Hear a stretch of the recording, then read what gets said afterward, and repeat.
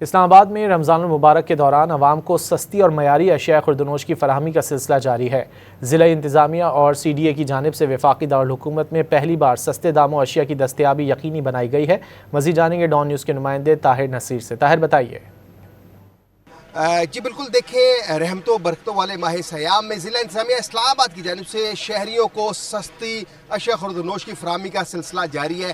इस्लामाबाद में 7 मकामात के ऊपर सस्ते रमज़ान बाज़ार लगाए गए। इस वक्त में H9 रमज़ान बाज़ार में मौजूद हूँ। यहाँ पे गो के जो अशिया खुर्दनोश थे आम मार्केट से सस्ते निर्खों मिल रही हैं, लेकिन यहाँ पे चेक एंड बैलेंस का भी एक अच्छा खासा इंतज़ाम किया गया है। AD बाज़ार जो यहाँ पे मेरे साथ मौजूद है, उनसे इस हवाले से जानते हैं।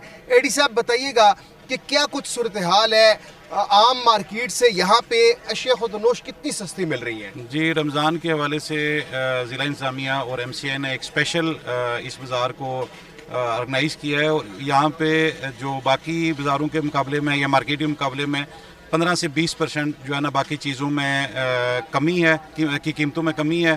ख़ास तौर पे आटा जो है वो 1350 का मार्केट में मिल रहा है, यहाँ पे 1050 का मिल रहा है। इसी तरह चीनी जो है ना उसमें 15-20 रुपए का पर किलो में डिफरेंस है।